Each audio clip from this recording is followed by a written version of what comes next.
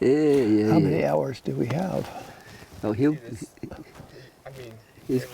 got enough tape to, the card to go for hours. When did you first get excited about elk hunting? When did I first get excited about elk hunting? Well, it was my second year of bow hunting. And I kept hearing about northeastern Oregon and the guys that were going up there, and two of them, one of them was named Billy Cruz, and the other one was named Larry D. Jones. Okay. I just dreamed that someday I was going to go up and do that. Oh. So in 1971, I drove up there by myself, had absolutely not a clue as to what I was doing. And I got up there and I was just lost. I was sort of almost in tears because I had no idea what to do. But I thought, I'm elk hunting now. But here's what did it. This is what actually did it. And it would really, hearing tales about you and Billy kind of inspired me. But when I got up there, it started raining. And then you know what followed after that? It started snowing. And I was down at the end of the road, and I looked up into the mountains after it snowed all night long. In fact, I was in my canopy on my truck, and I could hear the rain change from rain to snow. And I got up the next morning, and the sky had cleared, and it was blue sky, and it was sunny, and it was shining on those mountains. And I just said, that was it, huh? think about that. Yeah. I just started thinking about that. How great. Don't you use this video or I'll kill you. This is the best part. You know what? It was amazing. I was telling him about one of the highlights of my elk hunting, and that was when we did Elk Fever, and Stephen killed that bull, and he was jumping up and down. Got him! I got him! Grabbed that second arrow, which was a blunt. You remember that? It was a blunt. And you slapping him on the back, you know. That was one of the greatest moments. I mean, I got the fever of elk hunting before that, naturally. But when I was thinking about that moment, I got emotional, you know, about it. Oh yeah, you'd done a lot of elk hunting before then.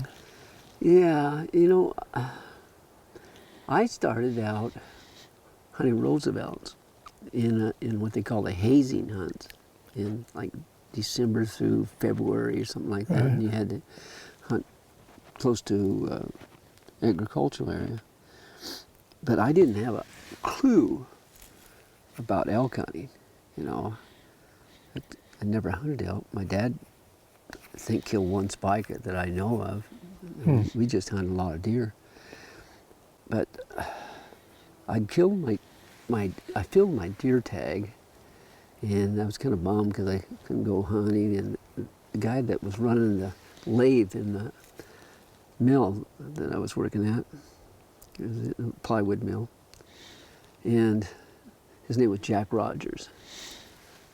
And he's the one that actually kind of got me going, because he invited me to go deer hunting with a bow, and I didn't have a bow and I didn't have any arrows, but he said, you know, oh, I got this stuff. But anyway, I went and I got shots, and that got me enthused.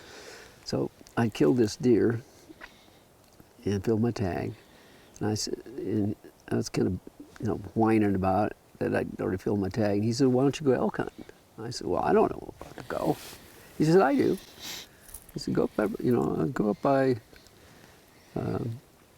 Astoria, in that area, you know. Okay. So he kind of told me where to go, and so I said, okay, I'll go.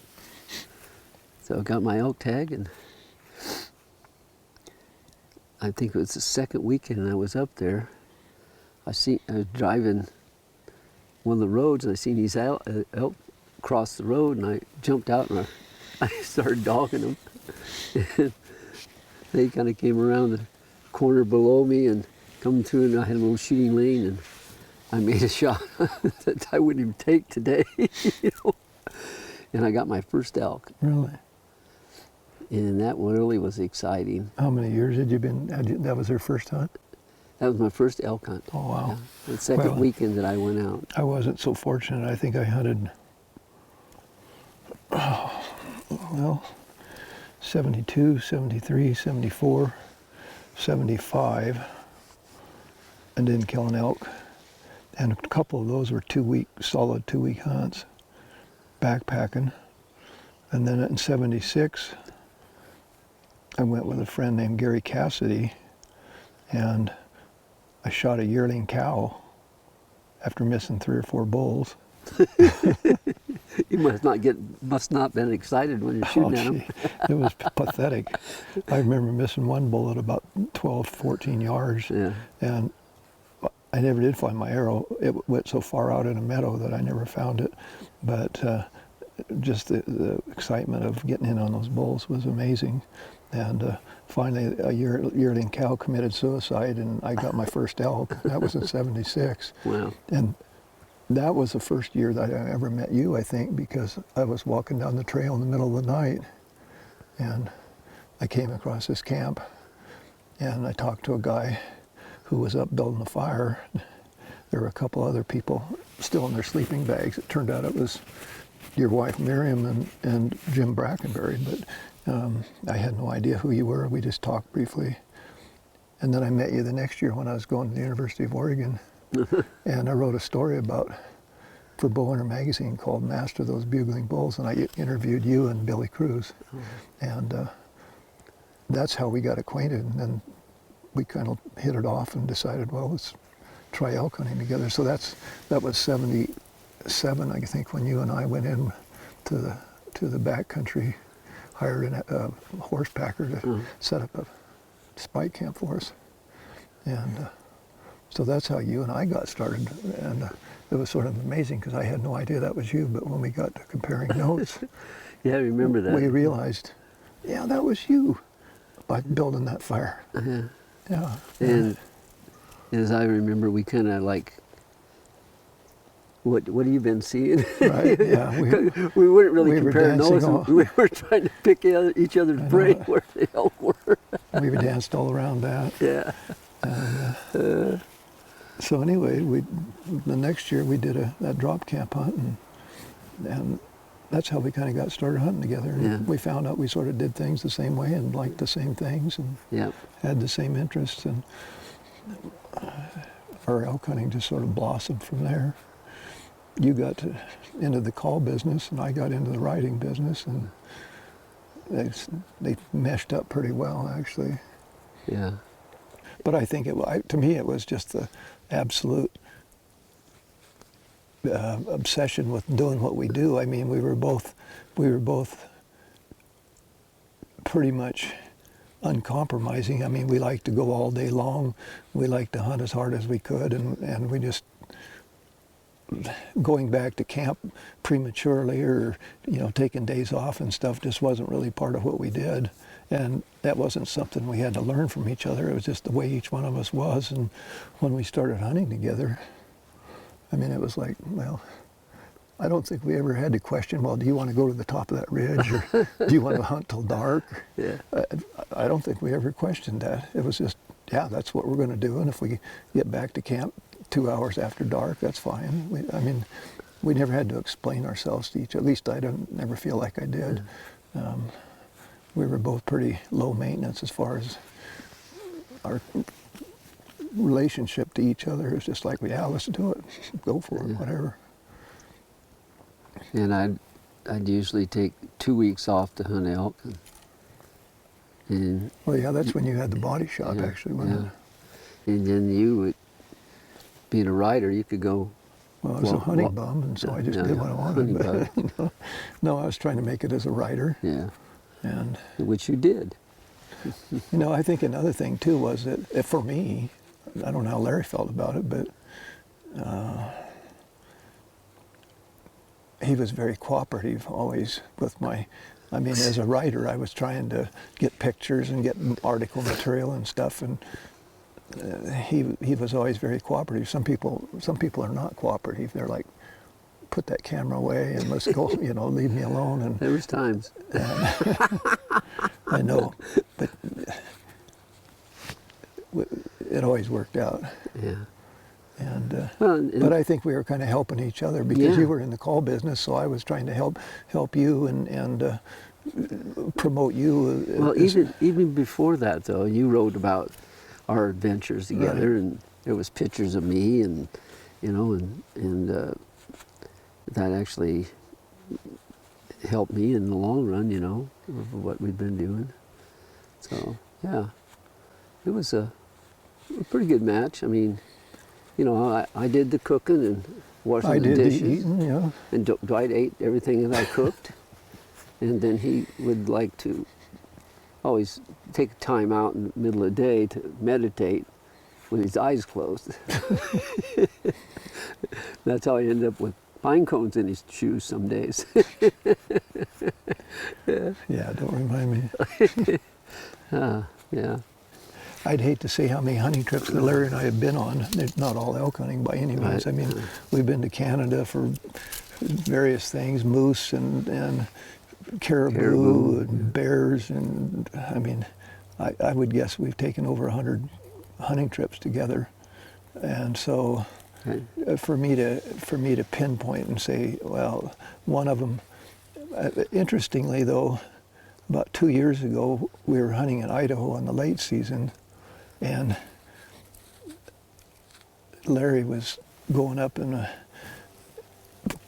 put up to his tree stand, which was up on a high ridge, and I think that was sort of a favorite article that I wrote about that because I called it the rabbit and the spider, and that's been sort of a favorite thing with us because our late friend Jim Brackenberry made up this name for us. He called us the rabbit and the spider. And of course, Larry was the rabbit because he was bounding up and down the mountains like a rabbit.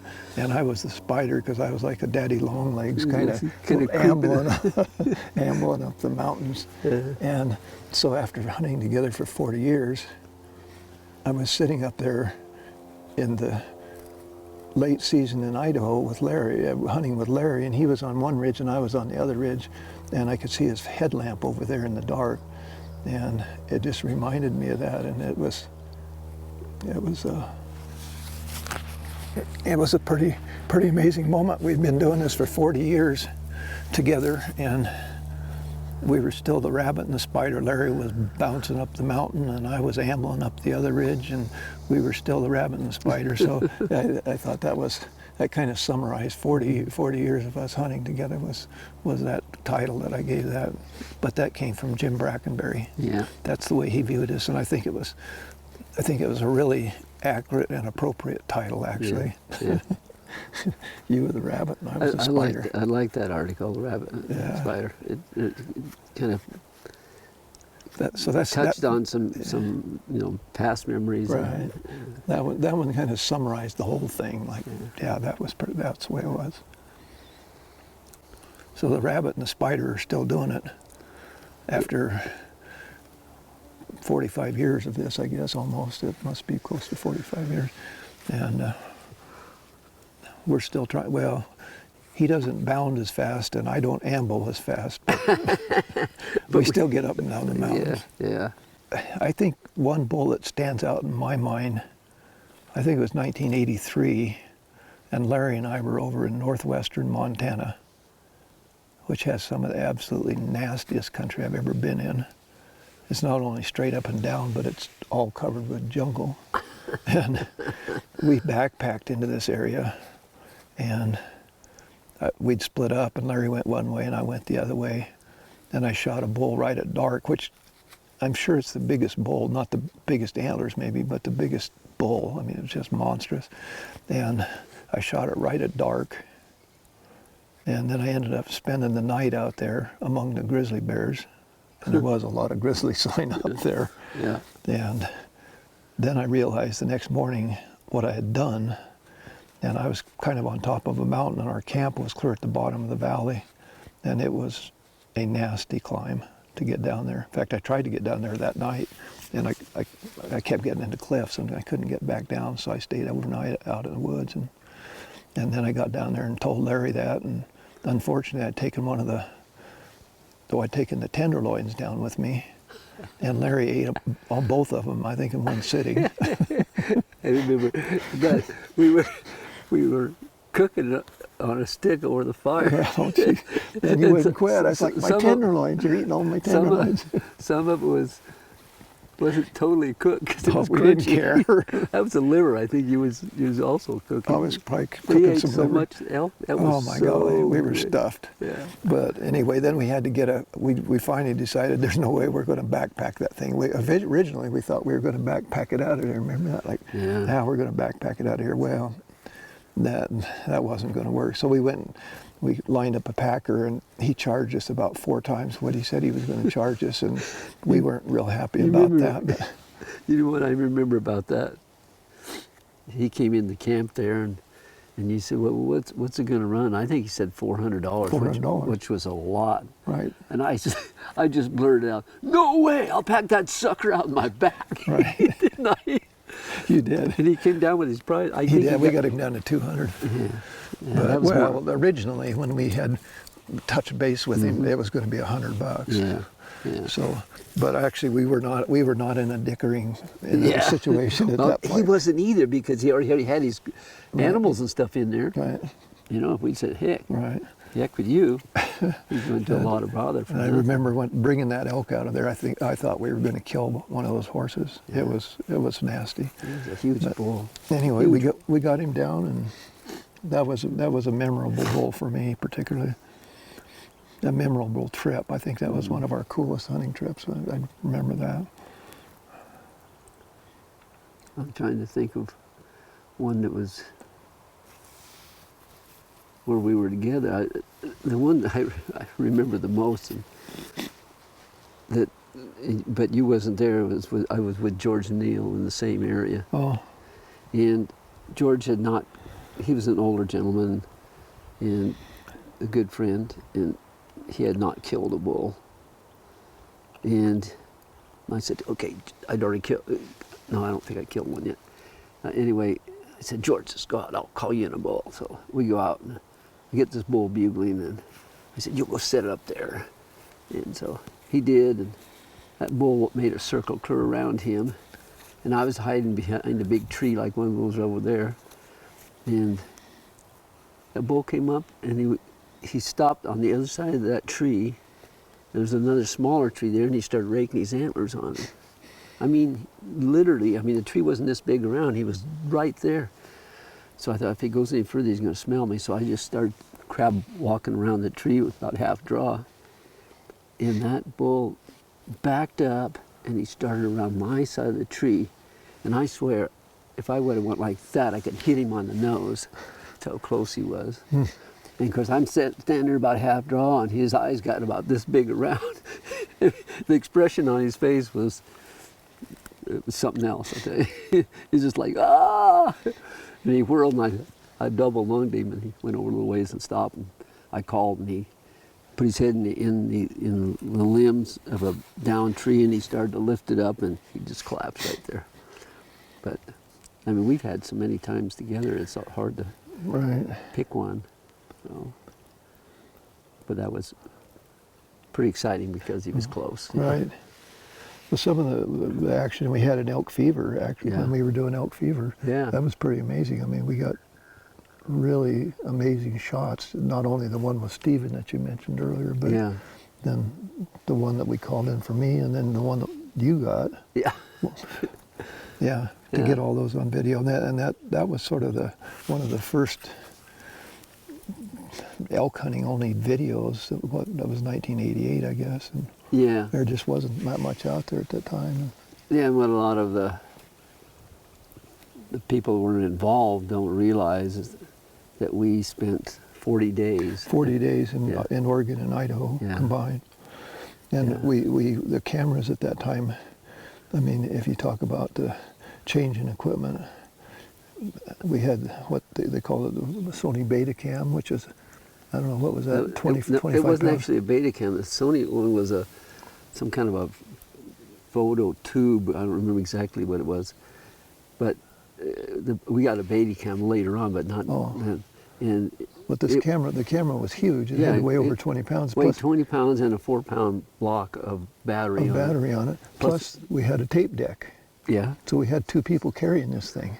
and actually it took 3 of us because we had to carry extra batteries and food and water and survival Tripod. equipment. Tripod. Tripod weighed 12 pounds. You know, I think that the whole setup, not counting the extra battery stuff, was about 70 pounds. And there's no stabilizer on it, so you had to shoot everything on tripod. And you just think about how many miles we packed that thing. Yes, Stephen, we had a pack designed that we could latch that camera in it, so he carried that. And Neil Rogers was our cameraman, and he carried the deck and the cable that went to the camera and all that, and extra batteries. And I think you carried some batteries, and I carried batteries and tripod. I think maybe I carried tripod. I don't remember. I think we traded off on that, I think. It was a 3-man deal, really was. Just Yeah. to get the camera gear, yeah. Right. That was amazing. And we didn't just drive around roads. We carried that stuff all over the place. Oh my God. It makes me tired even thinking about it. It was so much fun to do. Absolutely crazy. But the amazing thing was, we made it work. I mean, we did it. We did it, yeah. Yeah. Then I spent about, 3 months editing that video. I spent a lot of hours on that. But it turned out, I think it turned out quite nicely, and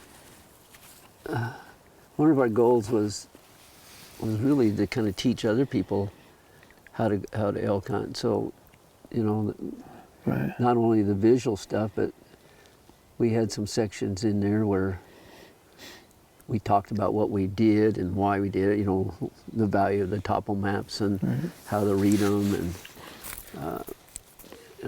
just the different techniques we used. Well, I remember after we finished doing Elk Fever, 40 days in Oregon and in Idaho, saying to you, well, that's the only video I'm going to do with you because I want to remain friends with you, and if we do another one of those, we're not going to be friends. And then every year it's like, Dwight, I was thinking about doing something called buck fever. Do you want to do that? And Hey Dwight, we should do Elk okay. Fever too. And I always change my mind, and I guess I just thought it was so much fun after all that I would do it anyway. And I don't know how many videos we've done since then together, in the dozens, but Yeah. somehow we got through them, and we've remained friends even though we did a lot of videos And together. we beyond that, for bow hunter, we've done Well, that's what I'm saying. lots of different shows and just stuff. the shows and stuff that we've done. When you add them all up, there was a bunch of them.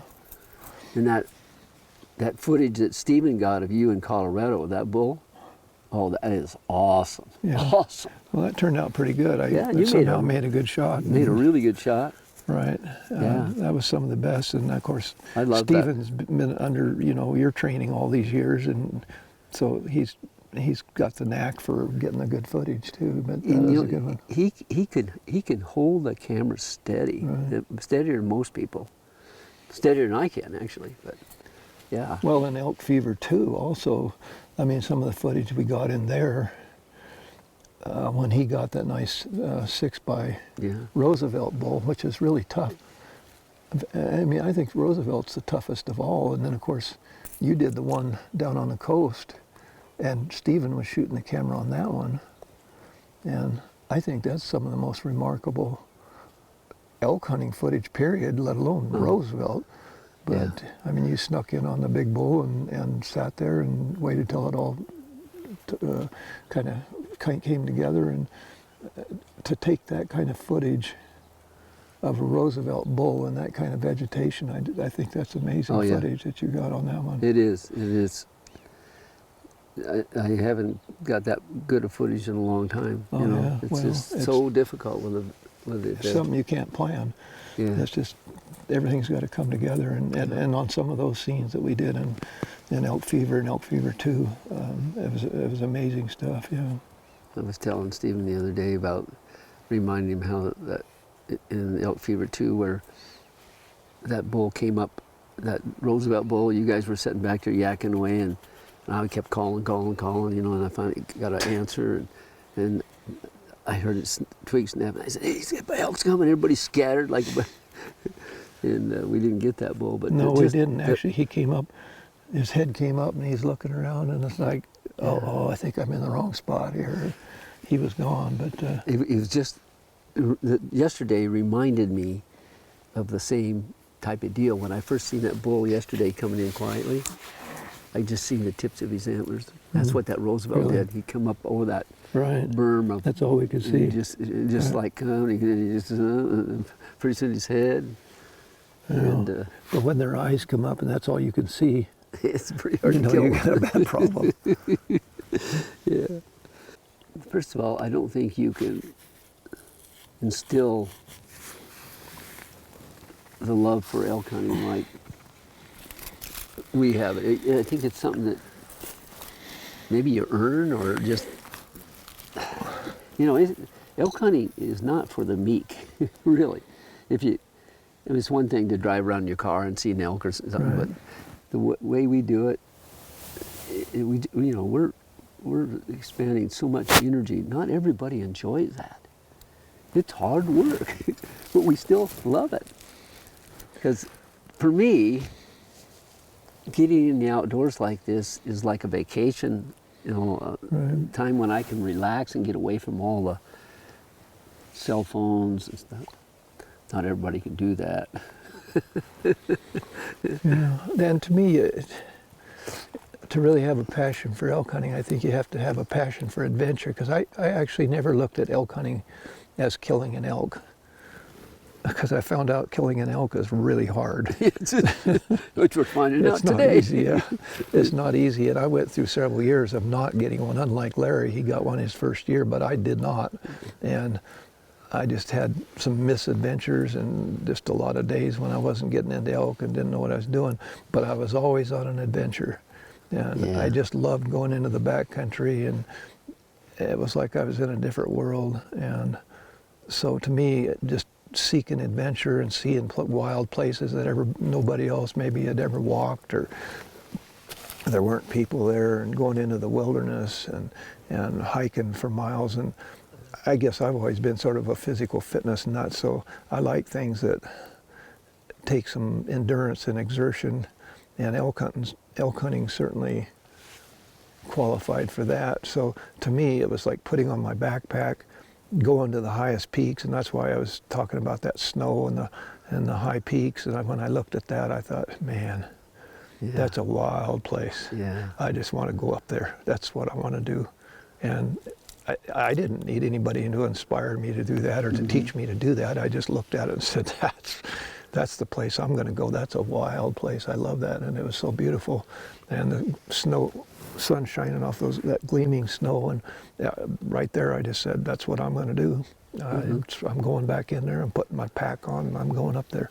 And so to me, that was what inspired me to be an elk hunter. It was more the sense of adventure. There was really no easy way to do it that I could see. I mean, you know, I suppose you can pay money to hunt on a big ranch or something and have an easy elk hunt. But for me, elk hunting was doing hard things and doing it the hard way.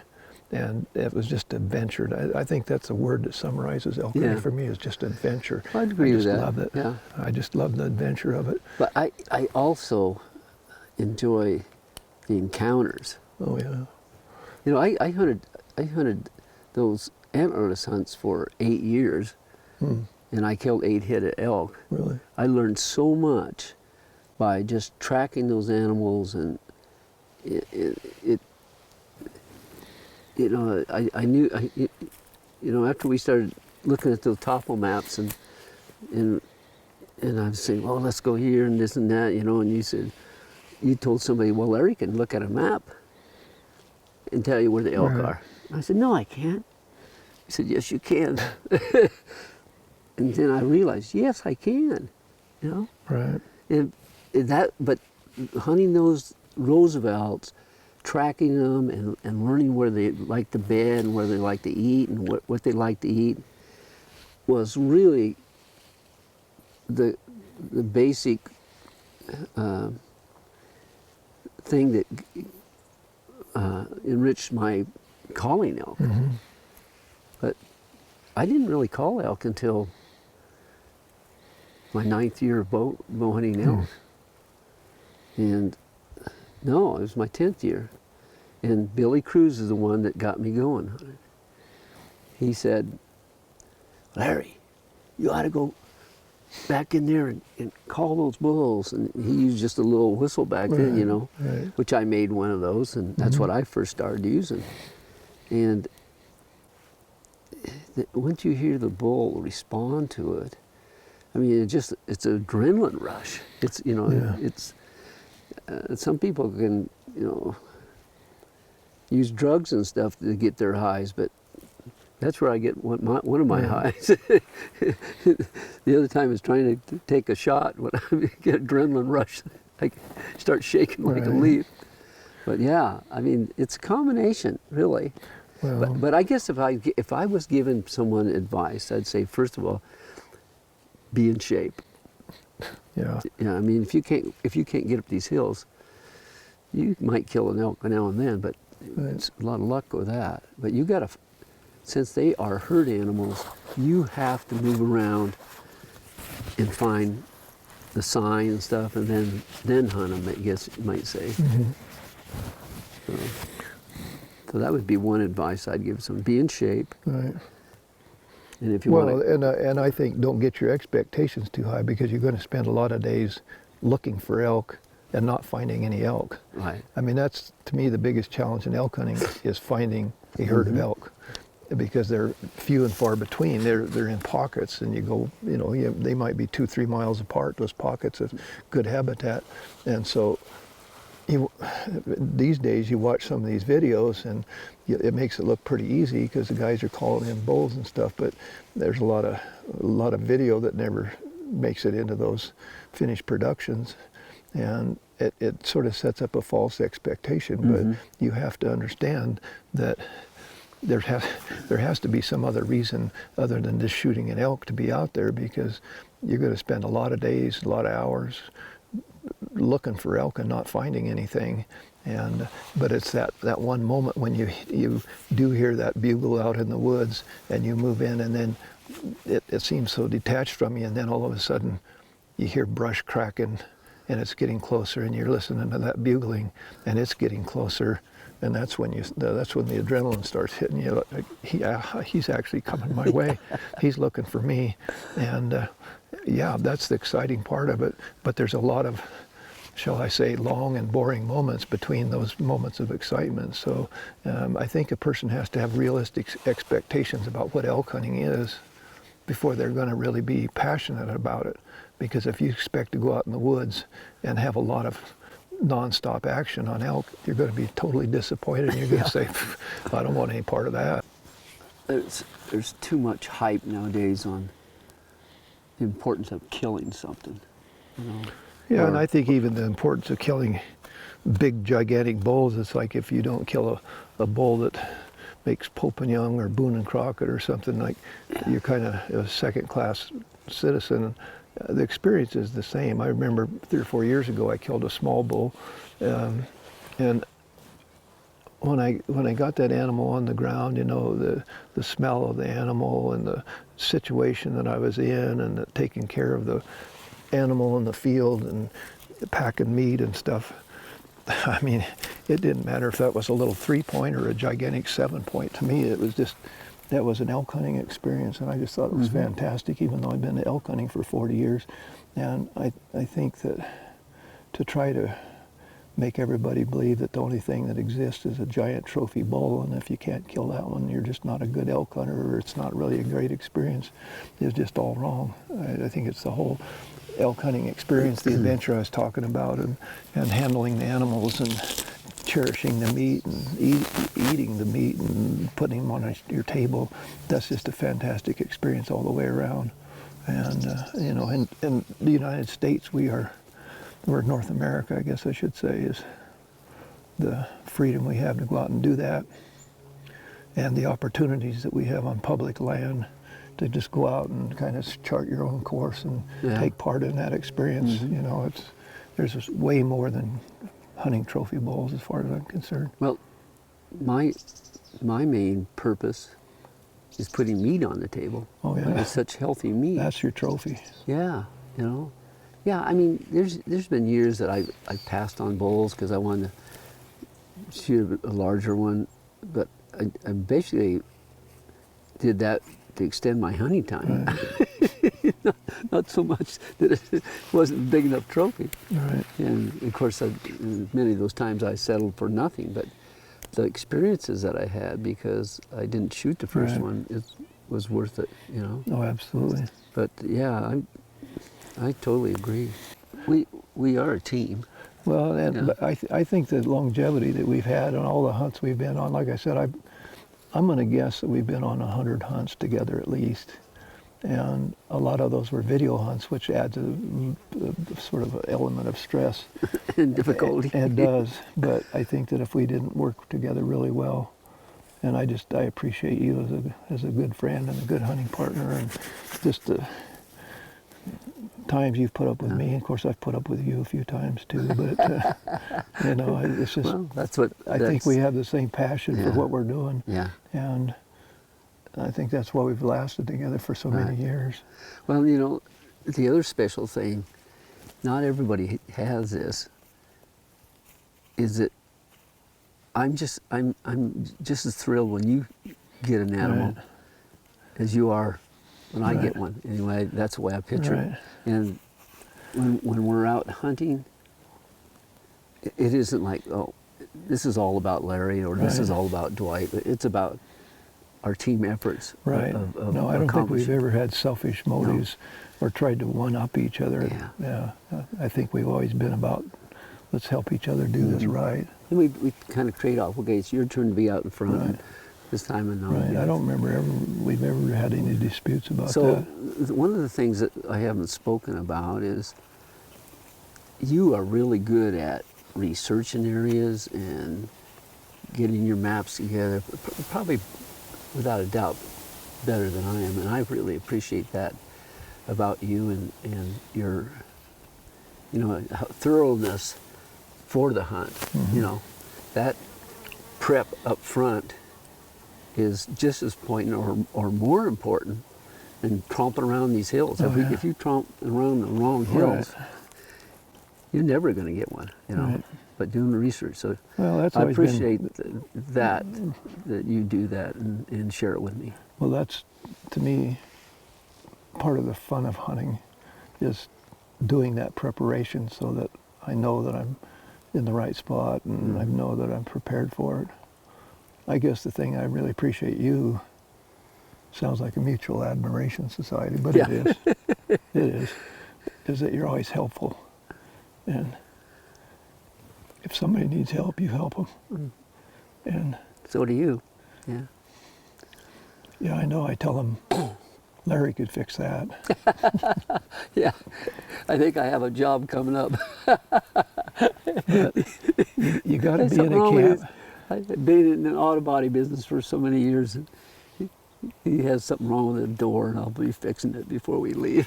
That's right. That's right. But the thing about it is that you're good at it, but you're always willing to do it, and you're very helpful, and so we never have any disputes about anything like that. Well, it's your job this time, or it's my job this time, or whatever. It's like, let's get the job done. It doesn't matter who does it, and let's just do it the best we can. And I think we've always worked together, and so I really appreciate that that aspect of you, is that you're helpful. Another value that we both have is a common faith. Oh yeah, absolutely. And I think we strengthen each other there, you know, and giving thanks for not only the animal, Well, but we know for that food. God's in the background of all of this that we're doing, Yeah. and our Right. faith in Him has obviously been a huge part of our relationship. Yeah. Right. So just being in God's creation is Yeah.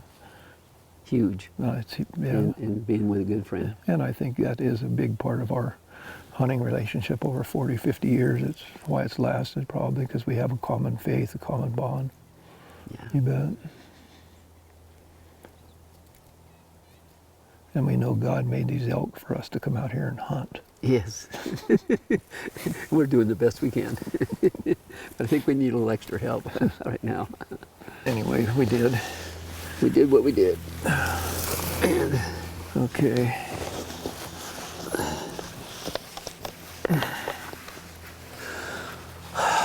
Well, we probably should better head down the mountain before it gets too late on us. And it's getting hot on us, I can tell you that.